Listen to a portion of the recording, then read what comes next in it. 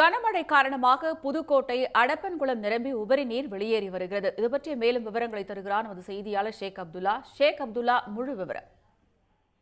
புதுக்கோட்டை மாவட்டத்தை பொறுத்தவரை வடகிழக்கு பருவமழை தொடங்கியதிலிருந்தே பரவலாக மழை பெய்து வந்தது. குறிப்பாக வங்கக்கடலில் நிலவக்கூடிய ஆழ்ந்த காற்றழுத்த தாழ்வு பகுதி காரணமாக நேற்று முதல் தொடர்ச்சியாக மழை பெய்து வரக்கூடிய நிலை. இன்று இரண்டாவது நாளாக அதிகாலை முதல் கனமழையானது வெளுத்து வாங்கி வந்தது.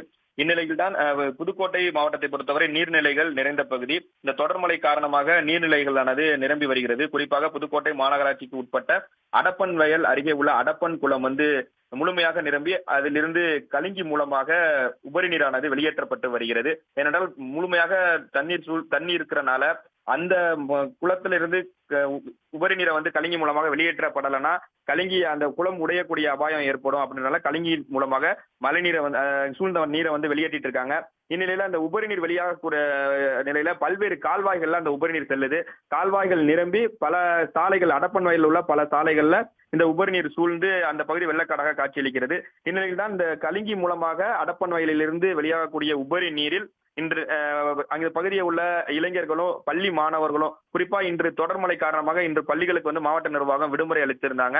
நிலையில அந்த பள்ளி மாணவர்கள் கிட்டத்தட்ட ஒரு 20க்கும் மேற்பட்டோர், அதே போல அப்பகுதியை சேர்ந்த இளைஞர்கள் ஆபத்தை உணராமல் அந்த கலிங்கியிலிருந்து வெளியாகக்கூடிய உபரி நீர்ல விளையாண்டுட்டு இருக்காங்க. அதே போல மீன் பிடித்தும் செல்றாங்க.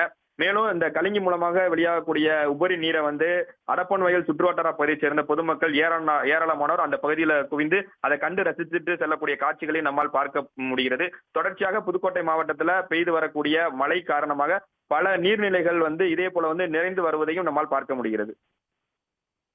விவரங்களுக்கு நன்றி ஷேக் அப்துல்லா. உடனுக்குடன் செய்திகளை தெரிந்து கொள்ள சன் நியூஸ் பெல் ஐகானை கிளிக் பண்ணுங்க.